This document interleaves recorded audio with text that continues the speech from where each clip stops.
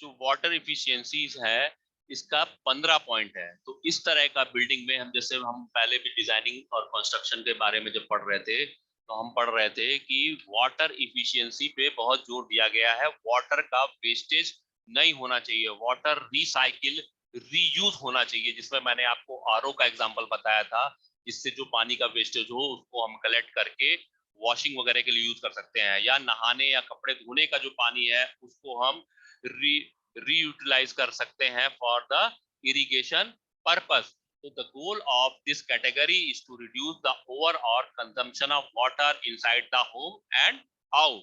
तो जो इस तरह का डिजाइन किया जाता है कि पानी का जो कंजम्पशन है घर के अंदर और बाहर दोनों कम से कम हो, और वाटर कॉन्शियस डिजाइन किया जाता है इसको, इंक्लूडिंग इफिशिएंट अप्लायंसेज। ऐसे अप्लायंसेज यूज किए जाएं जिसमें कि पानी का वेस्टेज कम से कम हो, ऐसे फिक्सर्स और फिटिंग किए जाएं, ऐसे प्लम्बिंग इंस्ट्रूमेंट यूज किए जाएं जिससे कि पानी का वेस्टेज कम से कम हो। और आउटडोर इरिगेशन की जरूरत पड़े तो उसके लिए रेन वाटर हार्वेस्टिंग का जो है कॉन्सेप्ट बिल्डिंग डिजाइन करते समय जरूर किया जाए। कई कंट्रीज ऐसे हैं दुनिया में जहां पे कि नक्शा ही पास नहीं होता है अगर आपने डिजाइनिंग के टाइम रेन वाटर हार्वेस्टिंग को उसमें इंक्लूड नहीं किया है। तो अपने यहाँ भी अब ये नियम आ गया है मेरे ख्याल से कि अगर आप कोई भी नक्शा पास करा रहे हैं, बिल्डिंग को डिजाइन कर रहे हैं, तो रेन वाटर हार्वेस्टिंग उसमें जरूर इंक्लूडेड होना चाहिए, जिससे क्या होगा कि बरसात का पानी हम इकट्ठा करेंगे और जब हमें आवश्यकता होगी तो उसको हम सही तरीके से यूटिलाइज कर लेंगे। तो ये सब मिला करके वाटर इफिशियंसीज का होता है total 15 point. Next is energy and atmosphere. तो एनर्जी एंड एटमॉस्फेयर का टोटल पॉइंट है 38। Our homes are an enormous consumer of energy. The LEED category aims to reduce overall operational consumption through better building envelope। Envelope means हो गया जो building को हम बाहर से इंसुलेशन करते हैं, या उनके बाहरी आवरण जो होता है, बाहर में क्या होता है हम उसको इंसुलेटिंग मटेरियल से इंसुलेशन करेंगे। चाहे इंसुलेशन दो तरीके से होता है, पेपर से होता है और शायद प्लास्टिक से होता है, और डोर और पेपर से होता है और वुड से होता है। इंसुलेशन दो तरीके से करेंगे, पेपर से करेंगे, वुडन इंसुलेशन करेंगे। तो डोर और विंडोज होते हैं। And more efficient appliances and fixtures. Certification requires a blower door test where homes are depressurized and tested for air leaks before drywall is installed, so any necessary air seal repairs can be made. Minimum standard must be met for certification and points are awarded for exemplary performance। तो जो ये है हमारा energy and atmosphere, तो basically क्या है, energy saving होना चाहिए। ठीक, तो लीड कैटेगरी का जो एम होता है वो ओवरऑल एनर्जी कंजम्पशन को कम करना है। ठीक है, तो इस तरीके से हम इंसुलेटिंग इंसुलेशन यूज करेंगे, इस तरह के दरवाजे और खिड़की लगाएंगे, ऐसे अप्लायंसेस यूज करेंगे जिससे कि एनर्जी की हम कंजर्व कर सकें, एनर्जी की हम बचत कर सकें। ठीक है, तो ओवरऑल इस पे जो है, जो एनर्जी और एटमॉस्फेयर पे है, वो टोटल पॉइंट है 38।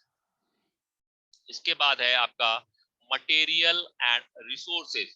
जो मटेरियल हम यूज कर रहे हैं तो उनमें मटेरियल एंड रिसोर्सेज पे टोटल पॉइंट है 16। During both construction and operation, building generate a lot of waste, use large quantities of material and natural resources. The material and resources category encourages the selection of sustainably grown, harvested, produced and transported products and material with a documented chain of custody. It also promotes waste rejection as well as material reuse and recycling। जैसे हमने पहले भी बताया था कि इसमें material हम ऐसे यूज करेंगे जो कि रीयूजेबल मटेरियल हो, रिसाइकेबल मटेरियल हो। जिससे कि ये जहां से बनकर आ रहे हैं वहां रीयूजेबल होंगे, तो एनर्जी कंजम्पशन कम से कम होगा। और मटेरियल हम कहाँ से लेंगे? एकदम शॉर्ट डिस्टेंस से लेंगे, जो हमारे नियरेस्ट में होगा वो मटेरियल लेंगे। मटेरियल ऐसा लेंगे जो जिसकी सस्टेनेबिलिटी ज्यादा हो, जो लॉन्ग लास्टिंग मटेरियल हो। तो मटेरियल एंड रिसोर्सेस का जो टोटल पॉइंट है, that total point is 16। Next is indoor environmental quality, IEQ। तो इंडोर इन्वायरमेंटल क्वालिटी, जो हमारी बिल्डिंग के अंदर का जो एनवायरमेंट है वो कैसा है, उस पर हमारे 21 पॉइंट होते हैं। There are upwards of 80,000 known chemicals in various household products। जो हम बहुत सारे हाउस होल्ड प्रोडक्ट यूज करते हैं उनमें लगभग 80,000 नॉन केमिकल होते हैं। ठीक है, जो भी हम हाउस होल्ड प्रोडक्ट यूज करते हैं, मटेरियल यूज करते हैं, फिनिशेस और फर्निशिंग में जो हम यूज करते हैं, तो ये टोटल जो भी हम घर में house hold product, material, finishes या फर्निशिंग के लिए जो भी हम मटेरियल यूज करते हैं, इन सब में 80,000 नॉन केमिकल्स मौजूद होते हैं। The most commonly found contaminants in home include formaldehyde, carbon monoxide, radon gas, mold, pet dander and dust। जो सबसे ज्यादा पोल्यूशन, जिससे ज्यादा दिक्कत है, वो मटेरियल है जो कंटेमिनेट करते हैं, जो प्रदूषित करते हैं वो हमारे घरों में IEQ, इंडोर इन्वायरमेंट क्वालिटी को डिस्टर्ब करते हैं, उसका निगेटिव इम्पैक्ट उस पर पड़ता है। वो है formaldehyde, carbon monoxide, radon gas, mould, pet dander and dust. इन सारी चीजों को जितना हो सके उतना अवॉइड करने की कोशिश करनी चाहिए, अदरवाइज जो 21 पॉइंट मिलने हैं इंडोर एनवायरमेंटल क्वालिटी पे, वो काफी कम हो सकते हैं। तो these can cause a variety of adverse health effects including allergies, asthma and respiratory illness। तो अगर ये सारे मटेरियल, ये सारे केमिकल्स हमारे घर में मौजूद रहेंगे, हमारी बिल्डिंग के अंदर मौजूद रहेंगे, तो उसका इम्पैक्ट हमारे इंडोर इन्वायरमेंट क्वालिटी पर पड़ेगा, जिसकी वजह से तरह तरह की बीमारियां हो सकती हैं, लाइक एलर्जीज, अस्थमा, सांस की प्रॉब्लम, क्योंकि इसका डायरेक्ट इम्पैक्ट लंग्स पे और आइज पे पड़ता है, हार्ट पे पड़ता है, एंड रेस्पिरेटरी इलनेस।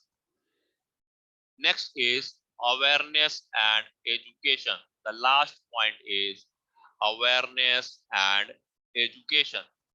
तो awareness and education का 3 पॉइंट होता है। The awareness and education category encourages builders to provide homeowners with the necessary knowledge to run the system of their home properly and publicly promote green building and the LEED rating system। Builders are required to provide homeowners with a minimum 1 hour educational walkthrough to identify and provide instruction of the home's operational system, as well as provide homeowners with the completed LEED checklist and accompanying paperwork, including manuals on all home system। तो इसमें awareness और education के 3 point हैं। इसमें जो है, जो building owner है, इन लोग को अवेयर किया जाता है, इन लोग को इसके बारे में बताया जाता है, तो इनको जितनी जानकारी इससे संबंधित होती है उस पे भी रेटिंग है। इसमें बहुत नॉमिनल पॉइंट है, वो लगभग 3 पॉइंट होते हैं। बिल्डर क्या करता है, जितने भी होम ओनर्स हैं जिनको वो बिल्डिंग यूज करनी है, जो ऑक्यूपेंट हैं उस पर्टिकुलर बिल्डिंग के, उनको एजुकेट करते हैं, उनको अवेयरनेस देते हैं कि कैसे 1 घंटे की करीब 1 घंटा समय देते हैं, उनको समझाते हैं कि किस तरीके से आपको इस तरीके की बिल्डिंग में डे टू डे लाइफ में जो ऑपरेशन होगा, इस बिल्डिंग का जो सिस्टम होगा, उसको आपको किस तरीके से ऑपरेट करना है, किस तरीके से आपको बिल्डिंग में रहना है, किस तरीके से आपको डिफरेंट रिसोर्सेज बिल्डिंग के अंदर यूटिलाइज करने हैं, जिससे कि कम से कम डैमेज हो, कम से कम पोल्यूशन हो, कम से कम एनर्जी लॉस हो, एनर्जी कंजर्व हो, बजाय कि एनर्जी का वेस्टेज हो, एनर्जी इफिशियंसी मेंटेन रहे, बिजली का खर्च कम से कम हो। कैसे अपने यहाँ किराएदार रहता है तो हम लोग टाइट करके रखते हैं कि भैया आप पंप बहुत चला रहे हो, आप हीटर यूज कर रहे हो, आप गीजर यूज कर रहे हो। तो एक तरीके से ये भी एक एजुकेशन है, जिसकी बिल्डिंग है उसने जिसको भी दिया है उसको अवेयर करता है, उसको एजुकेट करता है कि आप इस तरीके से इन चीजों को संभाल करके यूटिलाइज करें, जैसे कि एनर्जी इफिशियंसी मेंटेन रहे, पानी का वेस्टेज कम से कम हो, बिजली का वेस्टेज कम से कम हो। तो I am closing this lecture here. और ये डायग्राम आप एक बार फिर से देख सकते हैं। लीड रेटिंग सिस्टम में जो 8 पॉइंट इंपॉर्टेंट पॉइंट हैं, जो पॉइंट्स लिखे थे वो ये डायग्राम बना के आप ब्रैकेट में हर रेक्टेंगल में रख लेंगे तो आपको याद रहेगा कि इनोवेशन एंड डिजाइन प्रोसेस के कितने पॉइंट हैं। नेक्स्ट है लोकेशन एंड लिंकेजेस, उसके बाद है sustainable sites, then energy and atmosphere, उसके बाद है अवेयरनेस एंड एजुकेशन, उसके बाद है इंडोर एनवायरमेंटल क्वालिटी IEQ, उसके बाद है materials and resources and water efficiency. तो जब लीड रेटिंग सिस्टम का ये ब्लॉक डायग्राम है, तो ये डायग्राम आपको याद रखना पड़ेगा। अगर ऑब्जेक्टिव टाइप पेपर नहीं होता, सब्जेक्टिव होता, तो ये डायग्राम आपको बनाना भी पड़ता एग्जाम में। ठीक है। In the next lecture tomorrow we will discuss embodied energy। embodied energy क्या होती है, ठीक है। और उसके बाद एक तो टॉपिक और बचा है, तो कल या परसों में हमारा सिलेबस खत्म हो जाएगा। तो हम 8th ट्यूटोरियल वेडनेसडे को लेंगे और 9th ट्यूटोरियल थर्सडे को लेंगे और 10th ट्यूटोरियल फ्राइडे को लेंगे, जिससे कि सारे ट्यूटोरियल इस वीक में खत्म हो जाए। और जब ये 5वीं यूनिट खत्म हो जाएगी तो जो कुछ इंपॉर्टेंट टॉपिक्स हैं पहली यूनिट से लेकर के 4th यूनिट के बीच में, वो हम डेली डिस्कस किया करेंगे। I am going to end this lecture.